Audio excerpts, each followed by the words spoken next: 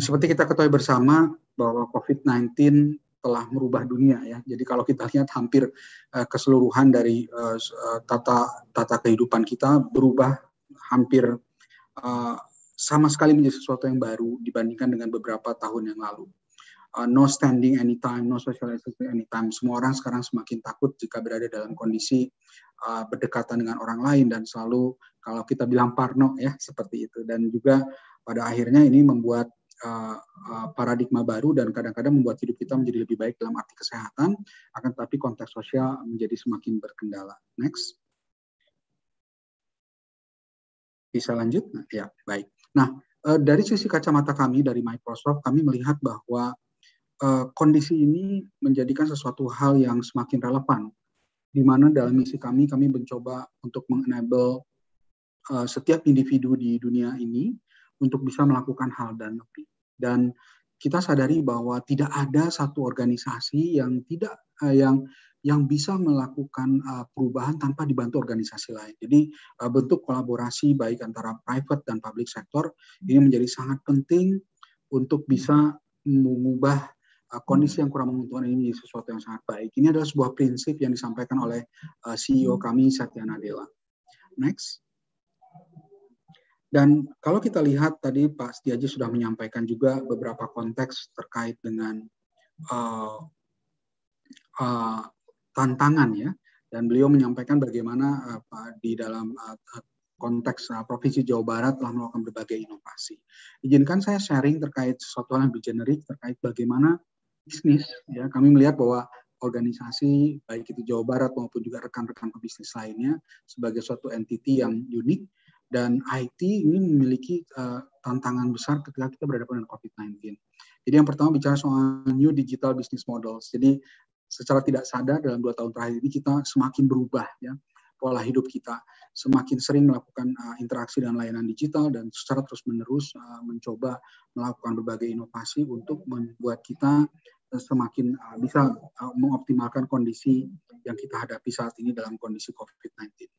Kemudian juga muncul berbagai tantangan bahwa ketika melakukan digitalisasi, mencoba melakukan efisiensi yang ada, kita menyadari bahwa kondisi informasi atau data yang kurang cukup sehingga pengambilan keputusan yang ingin kita automate tidak berhasil dilakukan sebagaimana mestinya. Kemudian juga bicara tentang secure remote working, kita bicara bagaimana selain bisa work from home, tapi langkah berikutnya adalah masalah security. Bahwa bagaimana kita memastikan ketika Bapak Ibu sekalian bekerja di rumah, channel yang digunakan itu aman, tidak bisa dan juga bisa menyebabkan tidak bisa diamankan sehingga tidak menyebabkan kerugian dari sisi security breach dan sebagainya. Kemudian juga bicara tentang employee well-being, ini yang sangat penting sekali.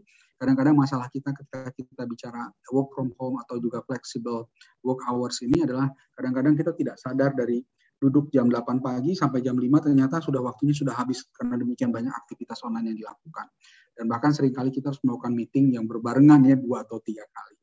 Kemudian juga shifting the consumer needs and behavior, ini yang sangat penting. Jadi ketika kita bicara business point of view, kita melihat bahwa tantangan yang nyata yang terjadi di lapangan adalah mereka bisa betul-betul menyebabkan kondisi di mana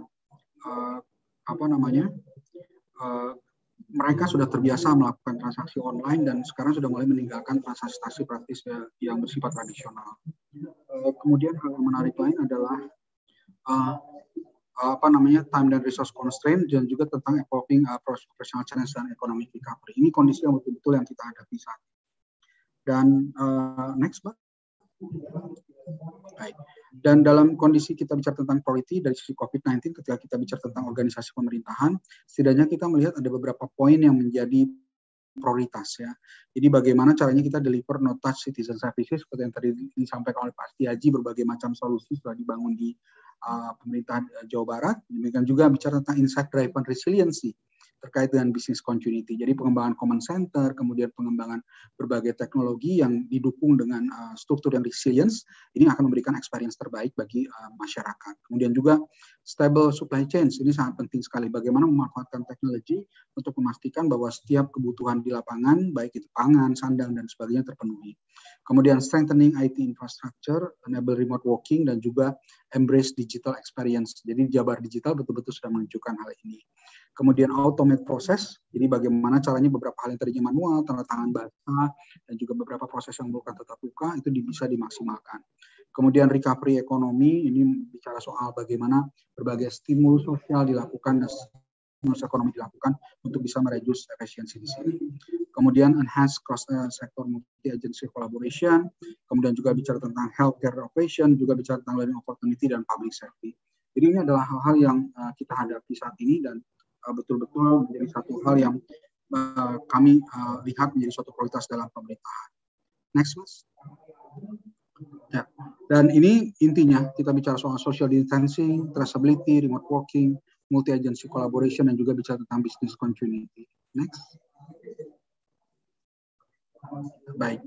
Dan ketika kita bicara beberapa priority skenario solution and partners, kita melihat bahwa kita bicara tentang konteks dari social distancing, ini kita bicara tentang remote service delivery, virtual course, dan parlemen. Jadi bagaimana kita melakukan pembahasan perundang-undangan secara virtual, bagaimana kita melakukan berbagai macam justidia hukum yang dilakukan secara virtual itu betul-betul terjadi. Kemudian bicara soal traceability, bagaimana kita membangun citizen identity menjadi lebih baik. Kemudian bicara tentang bagaimana menstimulus untuk menghindari fraud dan sebagainya.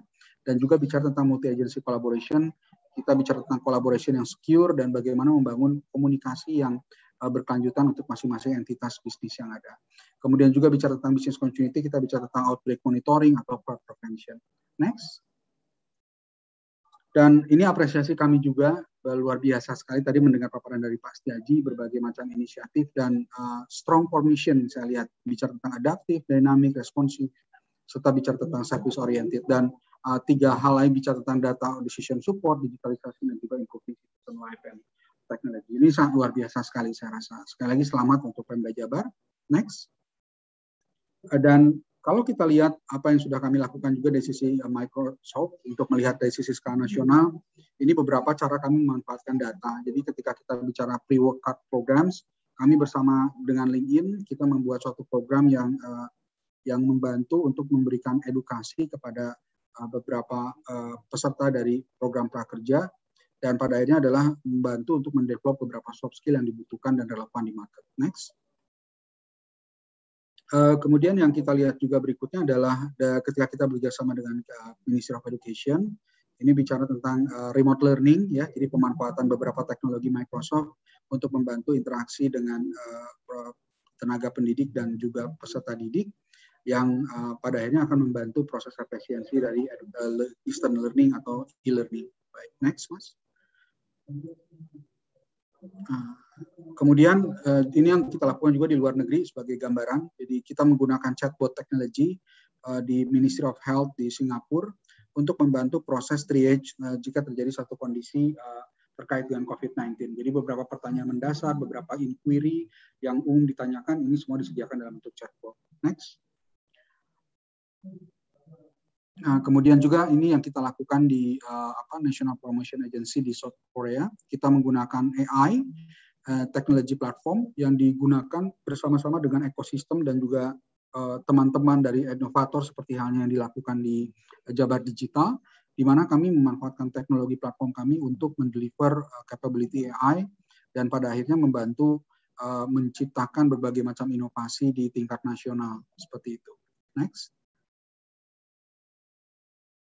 Dan kalau kita lihat secara generik dari seluruh aktivitas yang kami tadi contohkan, ternyata ada tiga hal yang umumnya secara konsisten muncul di dalam success story dari berbagai industri yang berhasil survive di dalam COVID-19. Jadi yang pertama itu adalah tahapan, kita membagi menjadi tiga tahap, yaitu respond, recover, dan reimagine. Jadi respon itu adalah navigate the now. Jadi bagaimana kita sebagai suatu organisasi bisa melihat kompetensi kita yang miliki untuk bisa survive di dalam kondisi yang baru. Kemudian setelah itu recover, kita bicara tentang bagaimana kita membuat rencana untuk kembali memiliki nilai kompetitif, dan yang terakhir reimagine bicara tentang bagaimana kita the safe new normal sehingga kita menjadi leading edge technology provider atau juga menyediakan layanan digital yang terbaik bagi customer kita, sehingga pada akhirnya memberikan value added lebih kepada customer kita. Next.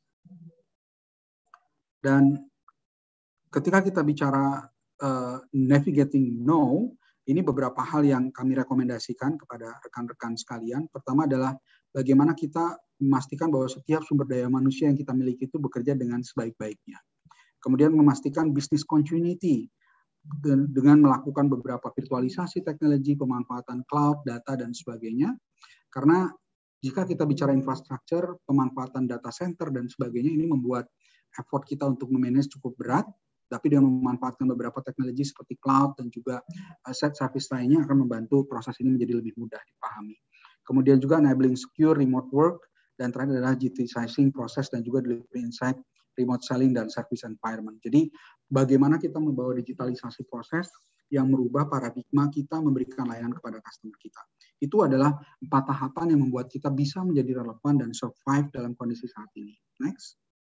Dan ketika kita bicara recover dan reimagine, maka sangat penting kita bicara tentang bagaimana kita mengenable intelligent customer experience, bagaimana rekan-rekan dari pebisnis atau startup membangun skenario-skenario baru untuk bisa membuat customer kita lebih engage kepada kita, kemudian juga create connected digital workforce, enable resilience operation, jadi tidak hanya sekedar ada, tapi juga kita yakin bahwa solusi ini bisa diakses anytime tanpa perlu khawatir adanya gangguan dari sisi infrastruktur. Kemudian juga adapt to new businesses. Ini yang paling penting, bagaimana kita melihat peluang-peluang bisnis baru dengan memanfaatkan teknologi untuk meraih atau menghasilkan sebuah layanan baru kepada customer kita. Next. Dan ini semua kembali lagi kembali dari sisi konteks terkait dengan data. Boleh diklik lagi, Mas, ada beberapa animasi di sini. Next lagi.